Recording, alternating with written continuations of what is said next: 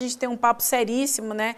E atualizações, Juca, do caso de estupro envolvendo o técnico do Corinthians, né? O caso que aconteceu em 1987 na Suíça, com uma jovem de apenas 13 anos de idade, que o Cuca negou, mas que agora o advogado da vítima afirmou que a menina, sim, reconheceu o técnico como estuprador, embora ele diga que não, né, Juca? Bom dia para você. Bom dia.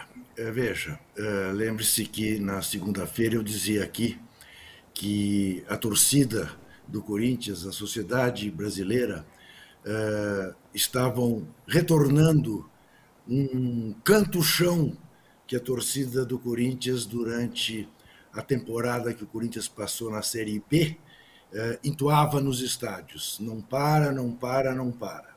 Né? Pegando a música do Roberto Carlos.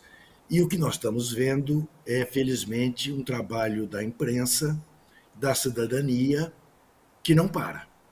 A cada negativa do Cuca, a cada mentira do presidente do Corinthians dizendo que fez uma ampla investigação sobre o caso do estupro em 87 num hotel em Berna, na Suíça, do qual participou o Cuca, mais 3 companheiros dele, então, do Grêmio. O que nós temos visto é o seguinte: depois da mentirada da entrevista coletiva do Cuca e desta declaração do presidente do Corinthians, do Duílio Monteiro Alves, surgiu um jornal de então na Suíça, jornal de Berna, o principal jornal de Berna, Der Bund, dando um trecho da sentença que condenou Cuca e seus companheiros, dizendo que havia vestígios de sêmen, de esperma de Cuca no corpo da menina. Depois disso, o jornalista Walter Falseta escreveu à corte de Berna, pedindo mais explicações. A assessoria da corte informou que o caso se mantém sob sigilo de 110 anos, portanto ainda temos mais 80 pela frente, mas que o jornal Der Bund trazia os detalhes que esclareceriam a pergunta do jornalista. Exatamente dizendo que houve estupro e havia sinais de sêmen de Cuca no corpo da menina. Ontem, o repórter Adriano Wilson ouviu o advogado da adolescente, então, e ele confirmou que ela, ao contrário do que dizia a Cuca, o reconheceu como um dos 4 que participaram da cena hedionda. Hoje, e eu estou reproduzindo isso no meu blog, no UOL, o blog do Paulinho, do jornalista Paulinho, traz declarações do Cuca à época, dizendo o seguinte: fique você estarrecido. A menina parecia um armário, não tinha cara de quem tinha apenas 13 anos. Subiu ao quarto para fazer sexo. Ele, que ultimamente tem se dito com poucas lembranças sobre o episódio, à época desta entrevista ao Jornal dos Esportes, ele tinha muita memória sobre o que havia acontecido. E disse mais, que a sentença do juiz era uma patriotada suíça. Então, veja, não há mais dúvida, não há dúvida, não cabe a menor dúvida sobre o que aconteceu e sobre a responsabilidade de Cuca. A única coisa que ele deveria ter feito e que não fez foi, depois de tanto tempo, pedir desculpas.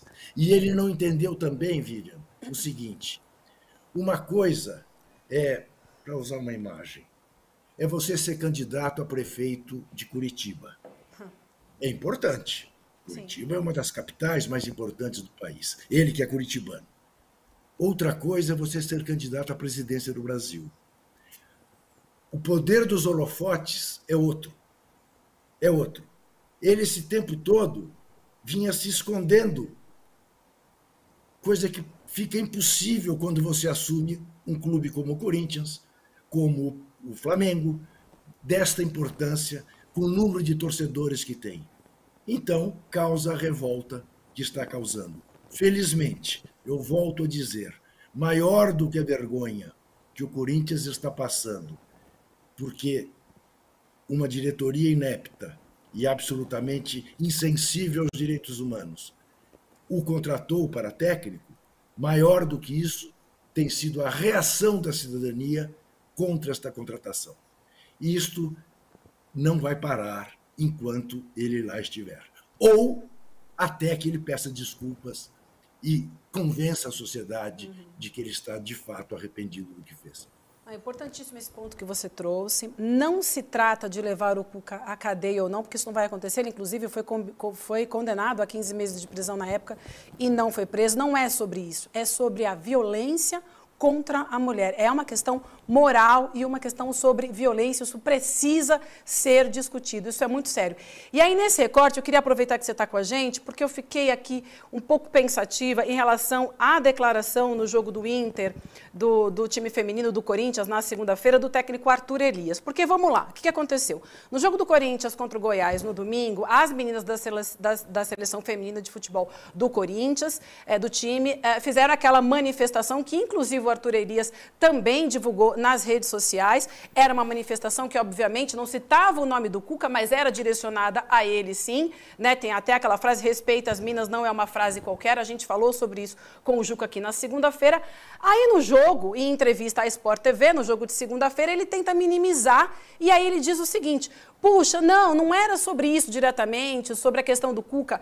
Eu estava falando de uma maneira geral. Quer dizer, de uma certa forma, ele acaba até tentando desqualificar a manifestação de suas próprias jogadoras. Ele não tem esse poder, porque a gente não vai permitir, mas pegou muito mal. Embora ele seja um excelente técnico, um dos melhores que a gente teve do time feminino, ele pisou na bola nessa hora, né, Juca?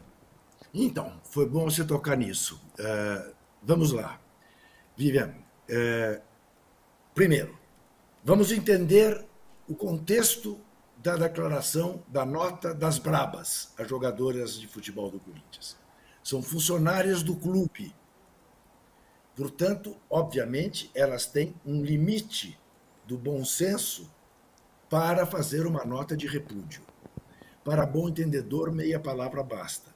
Não precisava fazer uma menção específica ao nome de ninguém. Bastava dizer o que elas disseram.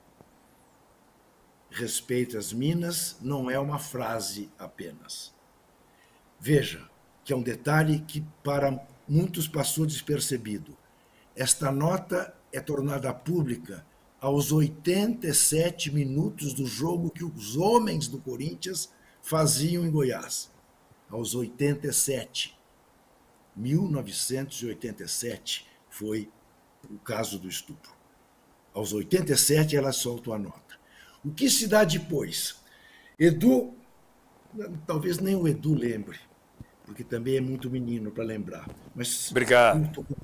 Não sou tanto não, mas vamos lá. Culto como é, certamente saberá o que eu estou dizendo. Se não souber, eu explico melhor.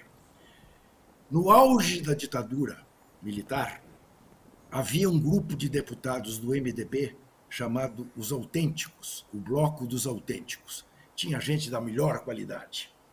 Muito bem. Este Bloco dos Autênticos, a cada atitude da ditadura, escrevia uma nota furibunda para se manifestar e publicar. Aí vinha a turma mais moderada do MDB, Thales Ramalho, Tancredo Neves, e suavizava a nota. E dizia, ou nós publicamos esta nota mais suavizada, ou vamos todos presos, ou eles fecham de novo o Congresso. O que vocês preferem? E acabava saindo a nota suavizada. O que fez o treinador das Bravas? Diante da repercussão, tratou de tentar dar uma meia trava, fazer um freio de arrumação. Dizer, olha, não é bem isso. Isto é apenas a demonstração de que continua a existir um clima de liberdade dentro do Esporte Clube Corinthians Paulista. Pisou na bola. Como diria minha avó, falou demais, deu bom dia a cavalo. Tinha uma biografia absolutamente límpida, como você disse. É um técnico absolutamente vitorioso, mas podia ter ficado calado e não colaborado para essa tentativa de confusão, que ela não cabe nesse momento.